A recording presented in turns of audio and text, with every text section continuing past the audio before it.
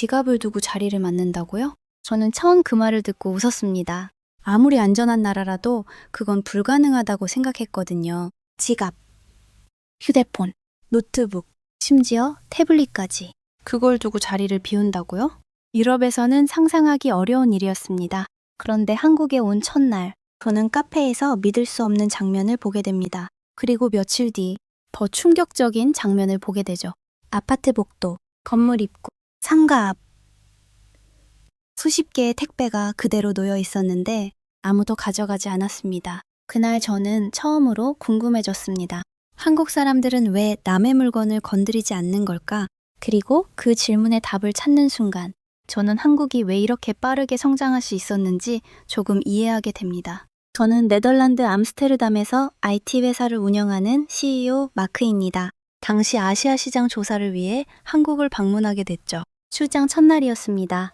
회의까지 시간이 남아서 서울 시내의 한 카페에 들어갔어요. 커피를 주문하고 자리를 찾고 있는데 이상한 장면이 눈에 들어왔습니다. 한 테이블 위에 노트북이 놓여 있었습니다. 주변에는 아무도 없었어요. 저는 처음에 화장실이라도 간 줄 알았습니다. 그런데 10분이 지나도 15분이 지나도 주인은 나타나지 않았죠. 그런데 아무도 그 노트북을 건드리지 않았습니다. 저는 점점 불안해졌어요. 아니, 누가 가져가면 어떡하지? 그 생각이 먼저 들었거든요. 그때 옆에 있던 한국 직원이 웃으며 말했습니다. 자리 맡아둔 거예요? 저는 그 말을 이해하지 못했습니다. 저게요? 노트북으로요? 직원은 너무 당연하다는 듯 고개를 끄덕였습니다. 네. 원래 그래요. 저는 순간 웃음이 나왔습니다. 원래 그렇다고? 유럽이었다면 노트북은 물론이고 가방도 위험합니다. 관광객이 많은 지역이라면 몇 분 만에 사라질 수도 있죠. 그런데 한국 사람들은 아무렇지도 않게 자기 물건을 두고 자리를 비운다는 겁니다. 솔직히 믿기지 않았어요. 그런데 더 놀라운 일은 그 다음에 일어났습니다. 잠시 뒤 노트북 주인이 돌아왔는데 아무 일도 없었다는 듯 커피를 마시기 시작하더군요. 불안해하는 표정도 없었습니다. 걱정하는 기색도 없었고요. 마치 당연한 일처럼 행동했어요. 저는 그 모습을 보며 생각했습니다. 이건 운이 좋은 거겠지. 우연히 아무 일도 없었던 거야. 그때는 몰랐습니다. 며칠 뒤 저는 그 생각이 완전히 틀렸다는 걸 알게 됩니다.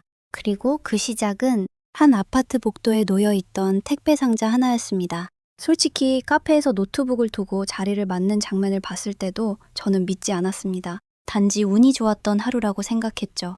사람이 많은 시간도 아니었고 우연히 아무 일도 일어나지 않았을 뿐이라고 생각했습니다.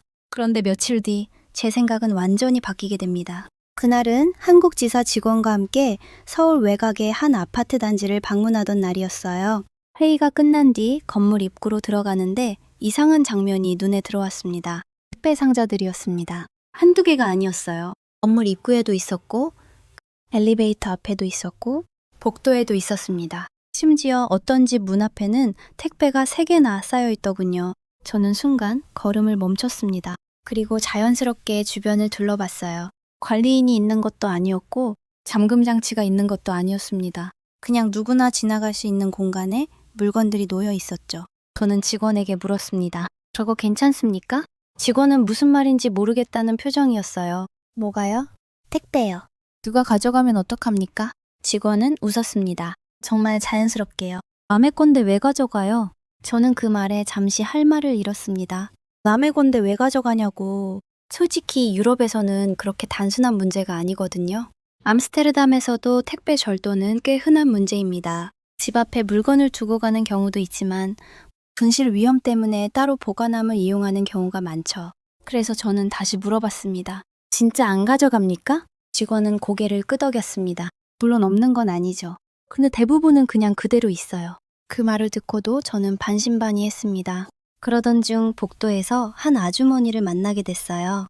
아주머니는 자기 집 앞에 놓인 택배를 집어들더니 자연스럽게 옆집 택배도 같이 들어주고 있었습니다. 저는 순간 멈칫했어요. 옆집 택배라고요? 그건 더 이해가 안 됐습니다. 직원이 웃으며 설명했습니다. 집에 안 계신가 보네요. 나중에 가져다 주실 거예요? 저는 그 모습을 한참 바라봤습니다. 누군가는 남의 택배를 훔칠 기회라고 생각할 수도 있는 상황이었어요.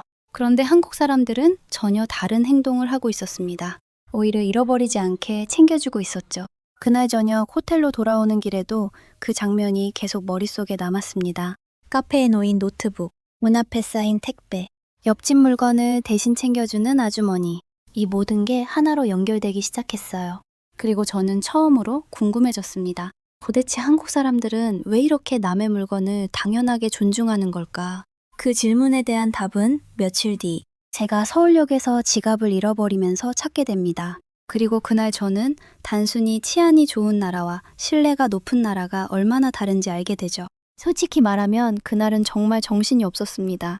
한국 출장이 막바지로 향하고 있었고 하루에도 몇 개씩 미팅을 소화하고 있었죠. 서울과 부산을 오가며 일정을 소화하다 보니 피곤도 많이 쌓여 있었습니다. 그날도 마찬가지였어요. 오전 회의를 마치고 서울역으로 이동했습니다. 다음 일정이 있는 곳으로 기차를 타고 가야 했거든요. 역 안은 사람들로 가득했습니다. 출장객, 관광객, 학생들, 정말 많은 사람들이 오가고 있었죠. 저는 커피를 하나 사고 휴대폰으로 메일을 확인하면서 플랫폼으로 이동했습니다.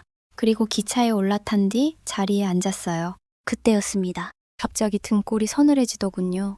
주머니를 만졌는데 뭔가 비어 있었습니다. 순간 심장이 철렁 내려앉았어요. 지갑이 없었거든요.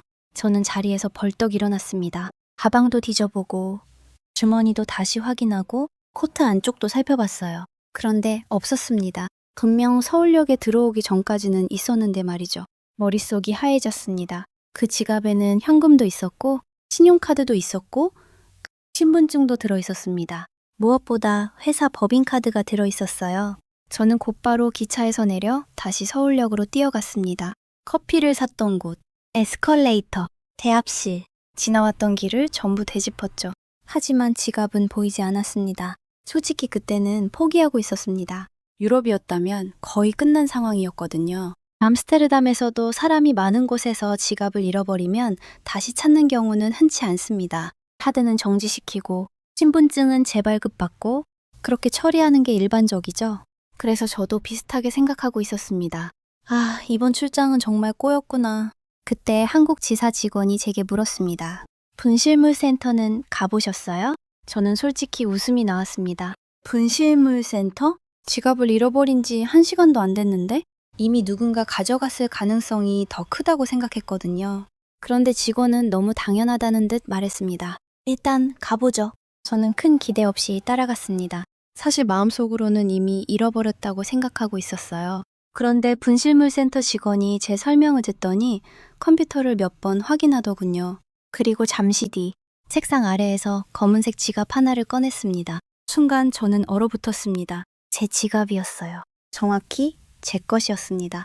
현금도 그대로 있었고 카드도 그대로 있었고 안에 들어있던 명함 한 장까지 그대로였습니다. 저는 믿을 수가 없었습니다. 그래서 직원에게 물었어요. 누가 가져다 준 겁니까?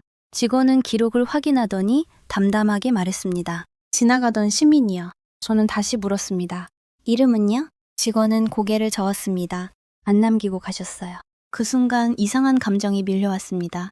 지갑을 찾아서 기쁜 것도 있었지만 그보다 더 놀라운 건 다른 부분이었어요. 누군가는 바쁜 서울역에서 제 지갑을 발견했고 그 안에 현금과 카드가 있는 걸 알았을 텐데 아무것도 가져가지 않았습니다. 그리고 이름조차 남기지 않은 채 분실물 센터에 맡기고 떠났어요. 저는 지갑을 손에 쥔 채 한동안 말을 잇지 못했습니다. 카페에 노트북, 아파트 복도에 택배, 그리고 지금 제 손에 돌아온 지갑까지. 이건 단순한 우연이 아니었던 겁니다. 그리고 그날 저녁, 한국 직원과 저녁 식사를 하던 중 저는 결정적인 질문을 하게 됩니다. 한국 사람들은 왜 남의 물건을 안 건드리는 겁니까? 그리고 그 질문에 대한 답을 들은 순간 저는 지금까지 전혀 다른 방향으로 한국을 이해하고 있었다는 걸 알게 되죠. 그날 저녁이었습니다. 저는 한국지사 직원과 식사를 하고 있었어요. 그런데 솔직히 음식 맛이 잘 기억나지 않습니다. 머릿속이 온통 다른 생각으로 가득했거든요. 카페에 놓인 노트북, 문 앞에 쌓여있던 택배, 그리고 서울역에서 돌아온 제 지갑. 불과 며칠 사이에 너무 많은 일이 일어났습니다. 솔직히 말하면 저는 아직도 이해가 되지 않았어요. 그래서 결국 물어봤습니다. 한국 사람들은 왜 남의 물건을 안 건드리는 겁니까? 직원은 젓가락을 내려놓더니 잠시 웃었습니다. 저는 뭔가 대단한 설명이 나올 줄 알았어요. 문화적 배경이 어떻고, 역사적 이유가 어떻고, 사회 시스템이 어떻고, 그런 이야기를 예상했죠. 그런데 돌아온 대답은 너무 단순했습니다. 남의 거니까요. 저는 순간 웃음이 나왔습니다. 그게 이유입니까? 직원도 웃었어요. 네. 남의 건데 왜 가져가요? 이상하게 서울역에서 들었던 말과 똑같더군요. 남의 건데 왜 가져가냐? 솔직히 처음에는 이해가 안 됐습니다. 너무 당연한 이야기처럼 들렸거든요. 그런데 직원은 이어서 이런 말을 했어요. 어릴 때부터 그렇게 배워요. 주운 건 돌려주라고. 남의 물건은 손대지 말라고. 저는 잠시 생각에 잠겼습니다. 독일도 물론 비슷한 교육은 합니다. 하지만 현실은 다르죠. 사람은 누구나 유혹을 받습니다. 길에 지갑이 떨어져 있으면 흔들릴 수도 있고, 비싼 물건이 있으면 욕심이 날 수도 있어요. 그런데 한국에서는 이상할 정도로 많은 사람들이 그 선을 넘지 않는다는 게 신기했습니다. 그때 직원이 재미있는 이야기를 하나 해주더군요. 한국 사람들은 카페에서 휴대폰으로 자리 맞는 것도 하지만요. 가끔 지갑으로도 해요. 저는 웃다가 멈췄습니다. 지갑으로요? 네. 노트북도 많이 놓고 가고요. 순간 저는 또 충격을 받았습니다. 노트북도 충분히 놀라웠는데 지갑까지 놓고 간다고요? 그런데 직원은 너무 자연스럽게 말했어요. 그 자리에 사람이 있다는 표시니까요. 저는 그 말을 듣고 잠시 생각했습니다. 신기하게도 한국 사람들은 훔치지 않는다는 것보다 저건 저 사람 자리다 라는 생각을 먼저 하는 것 같았거든요. 물건이 아니라 사람을 보는 느낌이었습니다. 그때 식당 창밖을 보는데 택배기사 한 분이 건물 앞에 상자를 내려놓고 가는 모습이 보였어요. 그냥 두고 가더군요. 잠금장치도 없고 보관함도 없고 정비원도 없었습니다. 그런데 아무도 관심을 주지 않았어요. 마치 그 물건이 반드시 주인에게 갈 거라고 믿는 것 같았습니다. 그 순간 저는 처음으로 다른 생각을 하게 됐습니다. 지금까지 저는 한국이 안전한 나라라고만 생각했어요. 그런데 어쩌면 더 정확한 표현은 따로 있을지도 모르겠더군요. 안전한 나라가 아니라 서로를 믿는 나라. 어쩌면 그게 더 맞는 표현 같았습니다. 그리고 그 생각은 며칠 뒤 제가 한국지사 직원 집에 초대받으면서 완전히 확신으로 바뀌게 됩니다. 그날 저는 한국 사람들이 왜 그렇게 자연스럽게 서로를 믿는지 그 이유를 처음으로 보게 되거든요. 며칠 뒤였습니다. 한국 지사 직원이 주말에 집으로 초대하더군요. 가족들과 식사하는 자리가 있는데 괜찮으면 오라는 거였죠. 저는 흔쾌히 수락했습니다. 사실 그때까지도 머릿속에는 같은 질문이 맴돌고 있었어요. 왜 한국 사람들은 남의 물건을 함부로 건드리지 않을까? 왜 카페에 노트북을 두고 자리를 비울 수 있을까? 왜 택배를 문 앞에 두고 갈 수 있을까? 그 이유가 계속 궁금했습니다. 직원 집에 도착하니 부모님도 계셨고 형 가족도 와 있었습니다. 생각보다 훨씬 많은 사람이 모여 있었어요. 식탁에는 음식이 가득했고 사람들은 끊임없이 이야기를 나누고 있었죠. 그런데 식사 도중 흥미로운 장면을 보게 됐습니다. 직원의 조카가 과자를 먹다가 포장지를 소파 위에 툭 던져놓은 거예요. 그러자 할아버지가 웃으며 말씀하시더군요. 그건 네 거니까 네가 치워야지. 아주 짧은 말이었습니다. 혼내는 것도 아니었고 화를 내는 것도 아니었어요. 그냥 당연한 이야기처럼 말하더군요. 그런데 아이는 군말 없이 포장지를 집어 쓰레기통에 버렸습니다. 저는 그 장면을 보며 잠시 멈췄어요. 왜인지 모르겠지만 그 순간 서울역에서 찾았던 지갑이 떠올랐거든요. 그리고 카페의 노트북도 문 앞의 택배도 생각났습니다. 식사가 끝난 뒤 저는 직원 아버지와 차를 마시게 됐어요. 그리고 조심스럽게 물어봤습니다. 한국 사람들은 왜 남의 물건을 안 건드립니까? 아버지는 잠시 생각하시더니 웃었습니다. 그리고 아주 짧게 말씀하시더군요. 내 것도 소중하니까. 순간 저는 아무 말도 하지 못했습니다. 아버지는 계속 말씀하셨어요. 내 물건이 소중하면 남의 물건도 소중한 거지. 그게 어려운 건가? 정말 단순한 이야기였습니다. 그런데 이상하게 가슴에 남더군요. 생각해보면 저는 계속 잘못된 질문을 하고 있었던 것 같았습니다. 한국 사람들은 왜 안 훔치지? 왜 안 가져가지? 왜 안 건드리지? 저는 계속 행동에 집중하고 있었어요. 그런데 한국 사람들은 반대로 생각하고 있었던 겁니다. 남의 것이니까, 누군가의 것이니까, 소중하니까. 그래서 건드리지 않는다는 거죠. 그날 밤 집으로 돌아오는 길에 문득 깨달았습니다. 한국 사람들이 신뢰를 만드는 방식은 법이나 감시가 아니었던 것 같아요. 누군가 보고 있어서가 아니라 원래 그러면 안 된다고 생각하는 사람이 많은 거였습니다. 그리고 그 생각은 제가 다음날 아침 산책을 나갔다가 결정적으로 확신하게 됩니다. 그날 저는 한국에서 가장 신기한 장면 하나를 보게 되거든요. 그 장면을 본 순간 왜 한국 사람들이 카페에 노트북을 두고 문 앞에 택배를 두고 지갑으로 자리를 맡을 수 있는지 완전히 이해하게 됩니다. 다음날 아침이었습니다. 호텔 근처를 산책하고 있었어요. 전날 직원 아버지와 나눈 대화가 계속 머릿속에 남아 있었죠.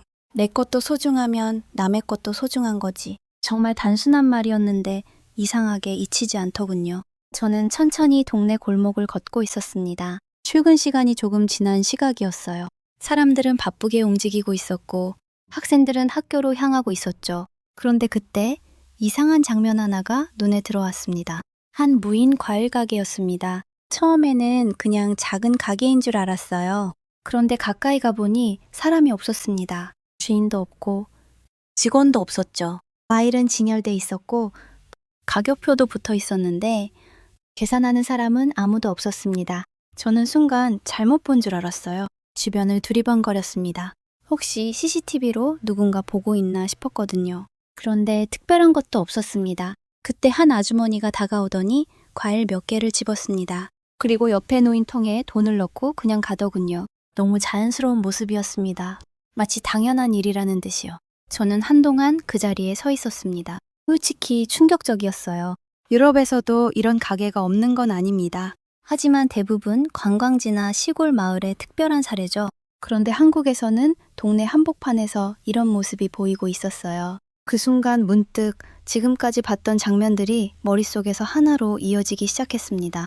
카페에 놓인 노트북, 문 앞에 택배, 서울역의 지갑, 그리고 지금 눈앞에 무인 가게까지 전부 같은 이야기였던 겁니다. 신기하게도 한국 사람들은 가져갈 수 있느냐 보다 가져가도 되느냐를 먼저 생각하는 것 같았어요. 그 차이는 생각보다 컸습니다. 법 때문도 아니고 감시 때문도 아니었습니다. 누군가 보고 있지 않아도 스스로 선을 지키는 사람이 많다는 뜻이었으니까요. 그때 제 휴대폰이 울렸습니다. 독일 본사에서 온 전화였어요. 동료가 웃으며 물었습니다. 한국은 어때? 저는 잠시 생각하다가 대답했습니다. 신기한 나라야. 동료는 웃으며 다시 물었죠. 기술 때문이야? 저는 고개를 저었습니다. 아니, 사람 때문이야. 솔직히 한국에 오기 전까지 저는 한국을 기술 강국으로만 알고 있었습니다. 반도체, 자동차, 배터리, 이런 것들 말이에요. 그런데 막상 와서 본 건 전혀 다른 모습이었습니다. 사람들이 서로를 믿고 있었고, 남의 물건을 존중하고 있었고, 작은 약속들을 당연하게 지키고 있었어요. 그리고 저는 그제야 조금 이해하기 시작했습니다. 왜 한국에서 새벽 배송이 가능한지, 왜 문 앞에 택배를 둘 수 있는지, 왜 카페에서 노트북으로 자리를 맡을 수 있는지 말입니다. 그건 단순히 치안이 좋아서가 아니었습니다. 수많은 사람들이 서로의 약속을 지켜주고 있었기 때문이었죠. 그런데 진짜 놀라운 건 그 다음이었습니다. 출장 마지막 날. 저는 한국을 떠나기 직전 공항에서 한 장면을 보게 됩니다.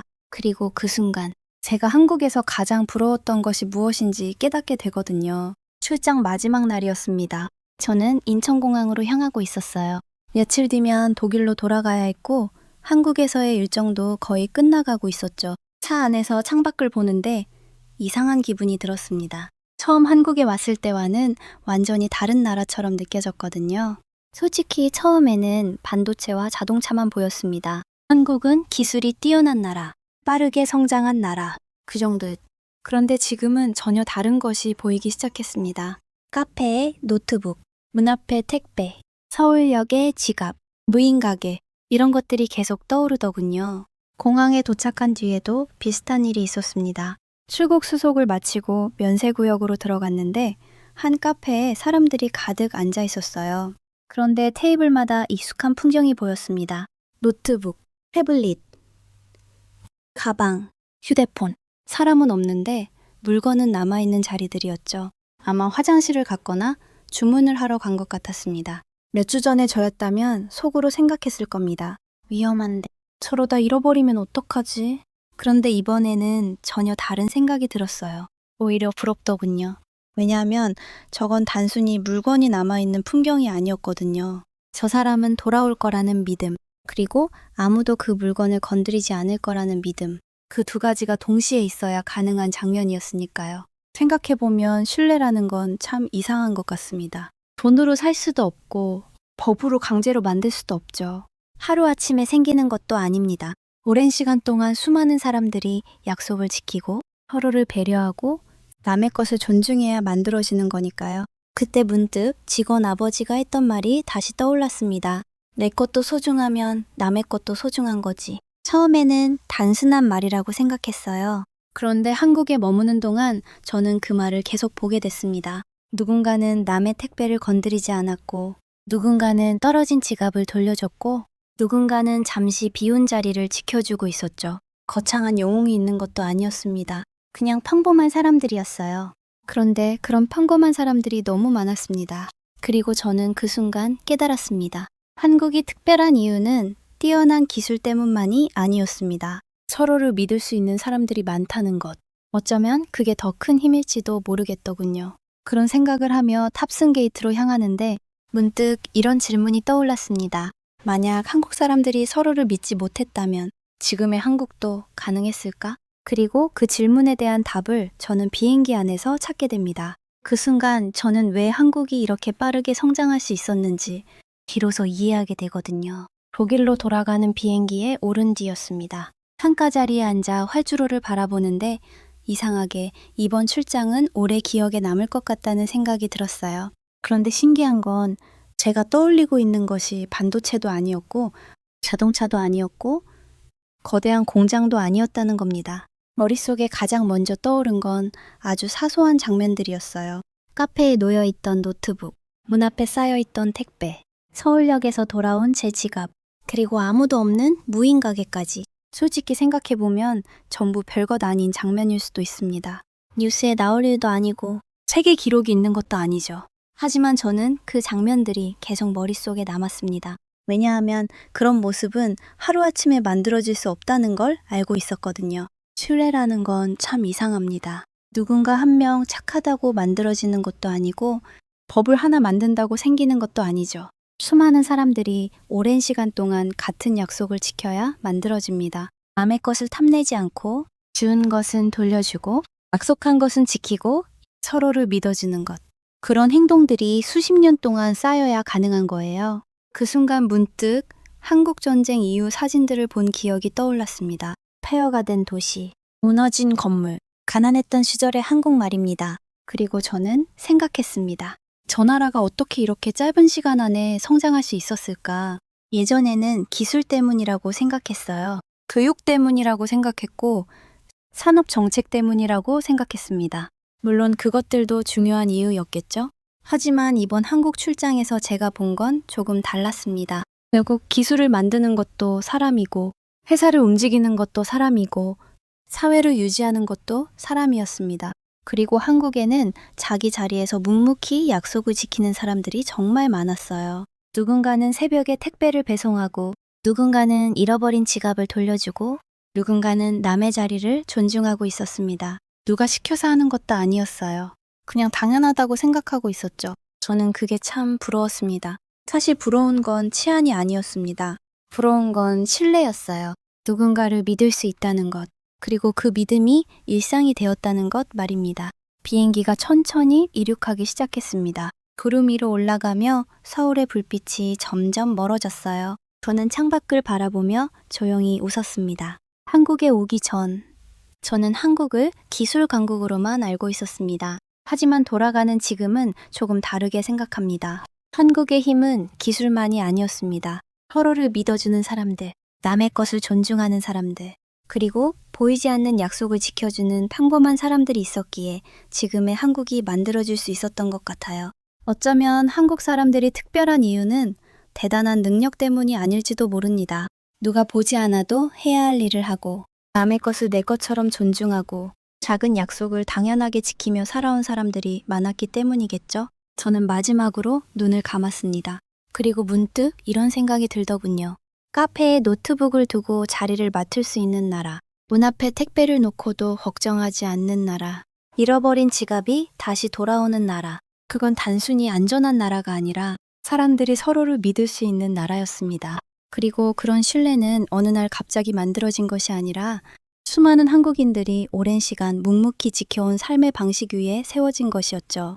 그래서 저는 한국을 떠나는 그날 기술보다 더 대단한 것을 보고 간 것 같았습니다. 바로 사람, 그리고 서로를 믿는 마음 말입니다.